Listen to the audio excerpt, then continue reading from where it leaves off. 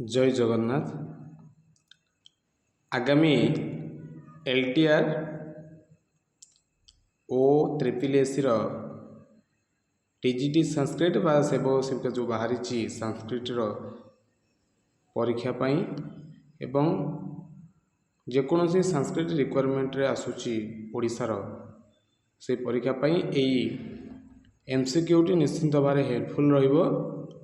এই जो क्वेश्चन गुड़िक भितर भी गोटे दुईटी क्वेश्चन प्रीवियस परीक्षा मध्य पड़ी आसतु आज आम देखा किसी क्वेश्चन कम समय भितर वीडियो को एंड करवा। आम सहित जोड़ी रही चैनल को सब्सक्राइब करंतु एवं निजर सांगसाथी मानक शेयर करंतु। देखिबा आज प्रथम क्वेश्चन।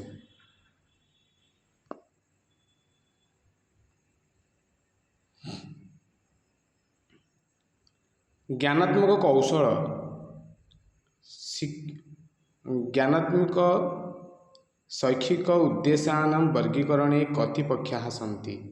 जो ज्ञानात्मक आमर कौशल अच्छी भावात्मक मनोगत्यात्मक बा जो जो तीन पक्ष अच्छी ज्ञानात्मक पक्ष भावात्मक पक्ष यही जो पक्ष भितर जो मनोगत्यात्मक पक्ष तीनोटी पक्ष भितर ताको भाग करा जायछि।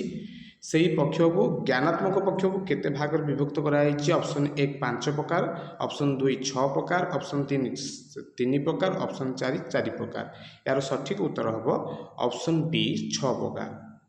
6 प्रकार भाव रे भाग करा जायछि। कौन कौन ज्ञान बोध प्रयोग विश्लेषण संश्लेषण मूल्यांकन। देखिबा परवर्ती प्रश्न। संस्कृत भाषाया रक्षणे नैव सुरक्षिता भवति। तेणु संस्कृत भाषा को जो रक्षा न करा जिवो ताले कौन सुरक्षित भाव रे रही पारिबो नाही। एक सभ्यता, बी संस्कृति, सी परंपरा, डी वेद। तेणु संस्कृत भाषार रक्षण करने द्वारा आमर संस्कृतिर ही रक्षा हो पार। ऑप्शन बी हम सठिक उत्तर। परवर्ती प्रश्न को देखि जिबा। डैश सर्वेषां भाषाणां जननी भवति। समस्ते संस्कृत पिला ये विषय रे भल भाव रे जानती, मते आउ एक्सप्लेन करिया को पड़िबो नाही। संस्कृतं सर्वेषां भाषाणां जननी भवति। संस्कृत भाषा सबु जाक भाषा जन्म बा सृष्टि होइछि बोली आमे अनुमान करू। बा आमर ओडिया भाषा हो बंगाली हो विभिन्न प्रकार जिते भारतीय भाषा मानकर जननी होछि संस्कृत भाषा। ऑप्शन डी हो राइट आंसर। परवर्ती प्रश्न को जिबा। उचित भावेन सह भाषणस्य विचाराणां क्रमबद्धताय त्रयः भवन्ति स कः। तेणु उचित भाषा मानकर क्रमबद्धिता मानकर जो ये थाए सेटा होची ऑप्शन ए संतोष, ऑप्शन बी बोध, ऑप्शन सी प्रयोग, ऑप्शन डी व्यवस्था।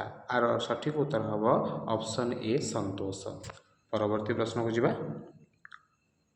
मनोगत्यात्मक पक्ष षड्वर्ग वर्गाः सन्ति ही अधोलिखितेषु एकः वर्गः न भवन्ति। जो 6टा वर्ग अच्छी मनोगत्यात्मक पक्षर आ भितर केउटा नुह। मनोगत्यात्मक पक्षर जो 6टा वर्ग अच्छी देखिए। ऑप्शन ए उद्दीपनम, ऑप्शन बी चिंतनम, ऑप्शन सी कार्यकरणम, ऑप्शन डी नियंत्रणम। यार सठिक उत्तर कौन हम आम देखिए। मनोगत्यात्मक पक्षर 6टा जो अच्छी से 6टा वर्ग, से 6टा वर्ग कौन कौन से जो 6टा जो षड़ वर्ग अच्छा से ना गुड़िक देखीदबा। एक है उद्दीपन अच्छी, ठीक अच्छी। कार्यकरण ठीक अच्छी। नियम नियंत्रण यहाँ भी ठीक अच्छी।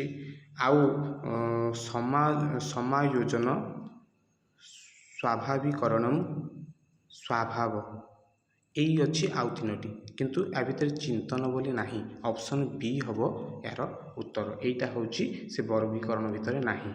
उत्तर जानीपारे। देखिए परवर्ती प्रश्न को जिबा। अधस्तनेषु कः एकः लक्षिता अधिगम विशेष न भवति। लक्षिता अधिगम विशेष विश्लेषणात्मक, अनुक्रियात्मक, पठनात्मक, अवगहनात्मक। आर किए से लक्षिता अधिगमात्मक विषय जाऊना। यार डी अवगहनात्मक लक्षिता अधिगम विषय जाऊना। परवर्ती प्रश्न को जावा। संस्कृत पाठनार्थम कति कौशलानि सन्ति। संस्कृत पाठ पढ़िबा पई को कौशलटी निहाती दरकार। यार सठिक उत्तर हम चारिटा कौशल जानते श्रवण भाषण लेखन पठन आदि चारिटा कौशल। ये प्रिवियस जो कहीगली अधस्तनीयु कह एक लक्षिता अधिगम विशेष न भवती। यार सठिक हम पठनात्मक। पठनात्मक गोटे लक्षिता अधिगम विशेष नहीं। सी हम राइट आंसर। डीटा कहीदी किंतु यहाँ सी हम राइट आंसर। जी परवर्ती प्रश्न। भाषाया प्राथमिक कौशल किं भवती। जो भाषण लेखन पठन जो अच्छी चारिटा कौशल भितर प्रथम कौशल किए से ना सी हम राइट आंसर। श्रवण कौशल हम तार राइट आंसर। तापर आसीज भाषण भाषण पर पठन पठन पर लेखन। परवर्ती प्रश्न को जावा। भाषा शिक्षण से प्रधान उद्देश्य द्वयम किम। भाषा शिक्षण प्रथम उद्देश्य दुटा कौन ना विचार ग्रहण विचार श्रवणश्च विचार ग्रहण विचार लेखनश्च विचार लेखन विचार अभिव्यक्तिश्च ना विचार ग्रहण विचार अभिव्यक्तिश्च। यार सठिक उत्तर हम डी विचार ग्रहण करिबा विचार को अभिव्यक्ति करिबा। डी हम राइट आंसर। परवर्ती प्रश्न को जावा।